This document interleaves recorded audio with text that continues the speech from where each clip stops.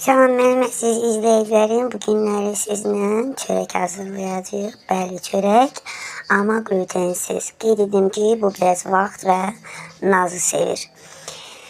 Yaponların hazırladığı çörəkdir. Burada bir dənə mənim səhvim oldu ki, mən şüşə qabdan və kütləmin ölçüsünə uyğun olmayaraq biraz böyük qab seçdim. Amma dadı möhtəşəm və olduğu kimi çıxdı. Öncə yumru düyünü qaynar suda isladıb, axşamdan səhəri kimi saxlayırıq. Daha sonra səhər onu biz yaxşıca soyuq su ilə yuyuruq. Yuduqdan sonra blender qabını əlavə edirik. Üzərinə 1 stəkan qaynar su, 1 çay qaşığından az duz, 2 çay qaşığı maya, 30 qram bal, 5 və yaxud da 6 xörək qaşığı zeytun və yaxud da qarıdalı yağı əlavə edirik. Yaxşıca blenderin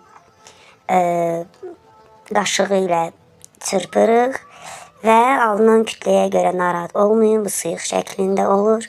Daha sonra isə yenə qeyd edirəm, şüşə qabdan qətiyyən istifadə eləməyin, altı yaxşı qızarmır və çörək bunda yaxşı qalxmır.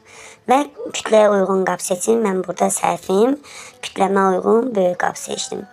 Kalka kağızını qaba salırıq və kütləni əlavə edib üstünü streçlə örtüb 1 saat yarım özünü tutmağını gözləyirik.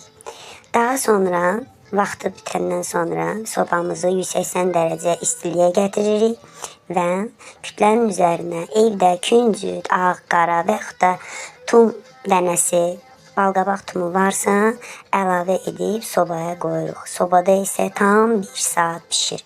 Pişdikdən sonra kalka kağızını çıxartmaq üçün tərs çeviririk. Rahat kalka kağızı çıxır. Tam soyduqdan sonra hissələrə bölürük. Dadı çox möhtəşəmdir. Qeyd edirəm, kökəltmir, glutensizdir. Ümid edirəm ki, bəyənəcəksiniz. Nuş olsun, kanalıma abunə olmağı unutmuruq.